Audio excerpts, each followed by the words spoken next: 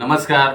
निवेदक विठ्ठल पवार या माझ्या यूट्यूब चॅनलमध्ये आपल्या सर्वांचं मनापासून स्वागत करत आहे. बांधवांनो, आज जागतिक कुटुंब दिन आहे. जागतिक कुटुंब दिनाच्या निमित्तानं सर्व परिवारातील सदस्यांना, कुटुंब प्रमुखांना मी सुखी, समृद्ध आणि आनंदमय जीवनाच्या मनपूर्वक शुभेच्छा देतो. आपण शतायुषी व्हा, आपण दीर्घायुषी व्हा, आपण निरोगी रहा, आपण यशवंत व्हा, आपण कीर्तिवंत व्हा. आज जागतिक कुटुंब दिनाच्या निमित्तानं काही आपल्याशी या निमित्तानं मी संवाद साधतोय. घर असावे घरासारखे, नको तो नुसत्या भिंती, तिथे असावा प्रेम जिव्हाळा, नको तो नुसती नाती. म्हणून मंडळी, मातीवर उभ्या केलेल्या चार भिंती आणि डोक्यावर छत्र याला घर म्हणता येणार नाही. फार तो एक निवारा होईल. घर हे निवाऱ्यापेक्षा वेगळं असतं. भरती आणि ओटी दोन्ही अनुभव समर्थपणे पेलणाऱ्या त्या किनाऱ्यासारखं असतं. तापलेल्या मातीला जलधारा देणाऱ्या आभाळासारखं ते विशाल असतं आणि घराच्या चार भिंतीच्या स्नेहाच्या भिंती उभ्या असतात आणि छताखाली मायेचं पांघरून पसरलेलं असतं. म्हणून पायाखालच्या जमिनीलाही विचारांचं अधिष्ठान असतं. असं असतं घरटं. म्हणूनच माणसाप्रमाणे पक्षी घरटी बांधतात आणि अशाश्वत अशा जीवनात मंडळी निरामय जगणं साधतात. मित्रांनो, पण काल परत्वे आता या घराची संकल्पना अंतर्बाह्य बदलते आहे. सिमेंटच्या जंगलात घरपण हरवलेली घरं पाहिली की माझ्या या हळव्या मनाला वाटतं घर व्हावं मायेचं घरटं.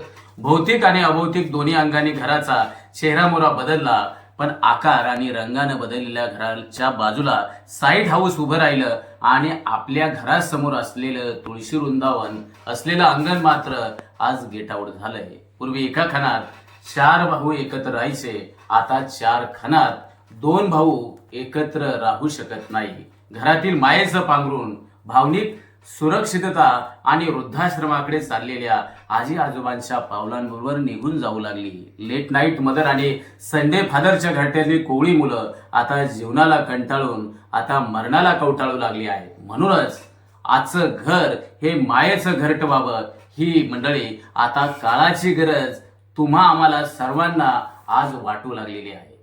शहरात सुजलेली केबलची संस्कृती आता केबलच्या मार्गानं गावातल्या घराघरामध्ये प्रत्येक माणसांपर्यंत पोचली आणि खेड्यातली घरं गोजीरवाणी होण्यासाठी धडपड करू लागली. मंडळी, घरं गोजीरवाणी झाली, परंतु घरातली संस्कृती मात्र लाजीरवाणी झाली.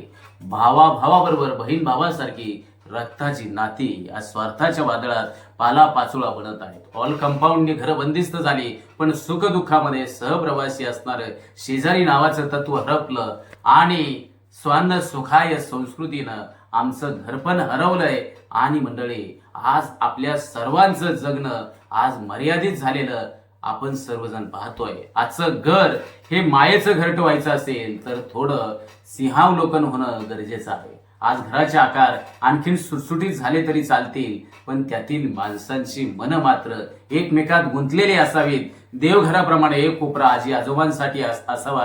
वेगवेगळ्या कारणाने घरातील सर्वजण जर दिवसभर बाहेर गेले तरी संध्याकाळी मात्र जेवणाची एकच पंगत व्हावी आणि कागदावरच्या वास्तुशास्त्राला घरपणाची संगत लाभावी. मग निश्चित प्रकारे प्रत्येक घर हे मायेचं घरटं झाल्याशिवाय राहणार नाही. आज जागतिक कुटुंब दिनाच्या निमित्तानं मी सर्व माझ्या देशातील असणाऱ्या परिवारातल्या प्रत्येक सदस्याचं हे आरोग्यमान चांगलं असावं, सर्वजण प्रेमाने नांदोत. म्हणून सर्वांनी बंधुभावाने एकमेकांशी समजूतदारीच्या या विचाराबरोबर एकमेकांशी आपण प्रेमानं, जिव्हाळ्यानं आणि सलोख्यानं एकमेकांशी राहून आपलं कुटुंब, आपला गाव आणि आपला तालुका, जिल्हा, पर्यायानं आपलं राज्य आणि देश हा बंधुभावाने नांदेल. याच मी आंतरराष्ट्रीय जागतिक कुटुंब दिनाच्या निमित्तानं आपल्या सर्वांना सुखी समृद्ध आयुष्यासाठी, सुखी समृद्ध परिवारासाठी मी निवेदक विठ्ठल पवार आपल्याला मनापासून शुभेच्छा देतो. धन्यवाद. आमच्या चॅनलवर नवीन असाल तर सबस्क्राईब बटनावर क्लिक करा आणि बेल आयकॉन प्रेस करा.